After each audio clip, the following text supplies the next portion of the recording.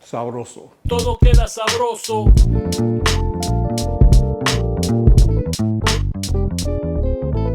Hey everyone, welcome or welcome back. I'm Chef Patrick, and today we're going to be making Honduran Pan de Coco. Now, depending on where you're from, Pan de Coco has many variations. For example, in the Philippines, this bread is stuffed with a sweet coconut filling, but this Honduran Pan de Coco is less sweet and is usually eaten with a meal alongside stews or soups, or simply as a snack or breakfast. And one of the main components of the Pan de Coco is the coco. Now, some people, when they do this recipe, they substitute coconut milk because it's hard to find fresh coconut. However, depending on where you're at, some supermarkets will actually carry fresh coconut. I got this at Harris Teeter. So shop around first because the flavor of fresh coconut cannot be compared. And so the first thing I want to show you is how to open up a coconut. So first I'm going to place a glass bowl so I can catch the water from the coconut. They marked it to show you exactly where to split the coconut in half. And so I'm going to use that as a guide, and I'm going to take a very heavy bladed knife, and I'm going to use the back of the knife, not the actual blade, but I'm going to use the back of the knife to pop open the coconut by hitting it alongside that line all around until it cracks open.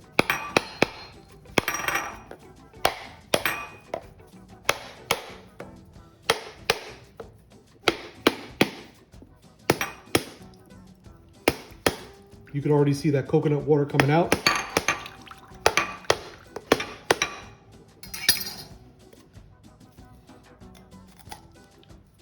And that's how you open a coconut. Now I'm just going to remove that outer shell, and I'll show you what we're going to do with the coconut meat. This we're going to strain because we have those little bits, but I'm going to keep this coconut water because I'm going to use it as the water that the yeast is going to bloom in. So don't throw that away. Okay, so I used about half of that coconut. I cleaned it and I washed it. You have about a cup worth of coconut meat. I wanted to take this coconut meat and make it into a milk. And so what I have here is about a cup of water in this blender cup, and I'm going to add that coconut meat. Top with that lid, close it up. And then we're going to puree this until the coconut meat and the water become coconut milk.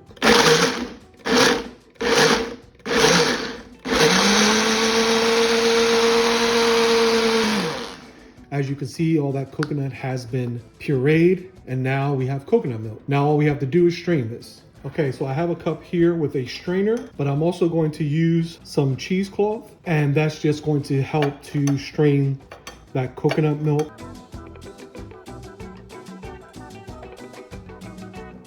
As you can see, there's a good amount of pulp, and all we want is the milk, and so that's why the cheesecloth is necessary. Now what we're looking for is about a cup worth of coconut milk.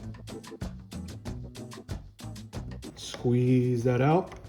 And you see all this leftover shredded coconut? I'm not going to throw that away. I'm actually going to use this to top the buns before it goes into the oven. But for now, here we have our coconut milk, and it's exactly 1 cup. Okay, now that we've made our coconut milk, it's time to start the dough. Now, because this is a yeast dough, we need to activate it. And I'm going to use the coconut water that we reserved for that purpose. Okay, so I have my coconut water, and I heated it in the microwave for about 10 seconds to get it warm. 2 1/4 teaspoons of that yeast.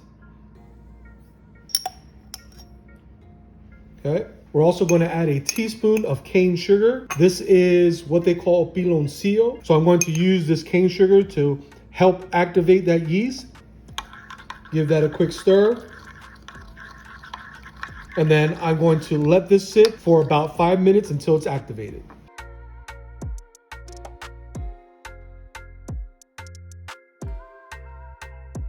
I have about a 1/4 cup of that cane sugar. I'm going to be adding 2 teaspoons of salt. Here I'm using sea salt. This is the Malden brand. I'm going to give those dry ingredients a quick stir just to make sure that they are incorporated. And then I'm going to add 2 tablespoons coconut oil so we get coconut flavor all throughout from the water to the milk. And now with the oil, just going to add that to the dough as well as the coconut cream. Okay, that's 1 cup. I'm going to put it into my mixer. And we're going to be using a dough hook. And now we're going to mix.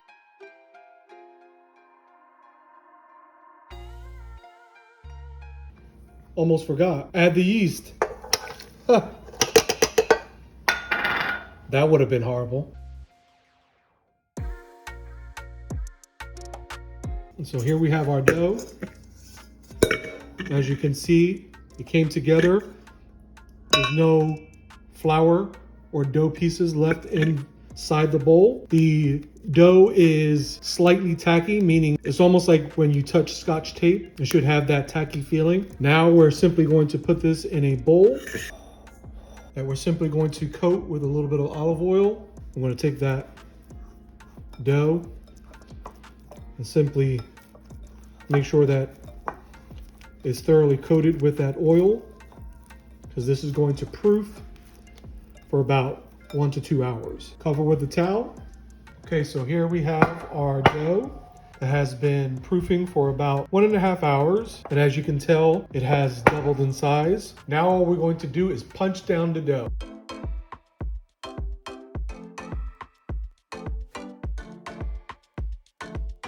So I'm going to take our dough and I'm just going to cut it in thirds this way. And then cut it in half this way, and then each of those halves in half. So you should get about 12 pieces. Okay, so now I'm going to take my dough and I'm going to roll it on the counter using my hands cupped in this fashion so that I get a nice smooth dough. And then I'm going to place it on a baking sheet that I already greased with more of that coconut oil, keeping with that coconut theme.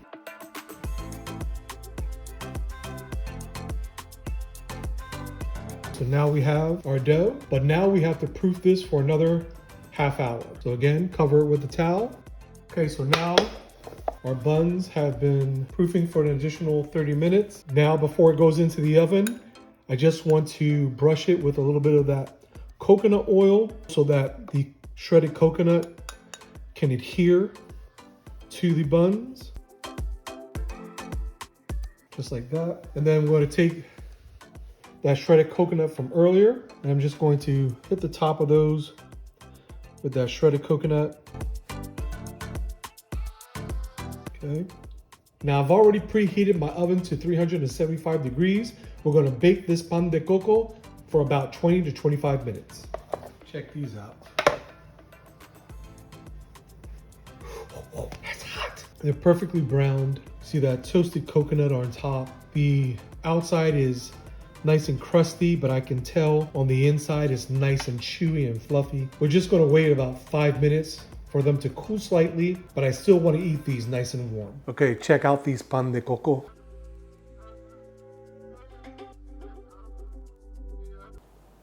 You can serve this many ways, but I like to just add some butter and eat it just like this.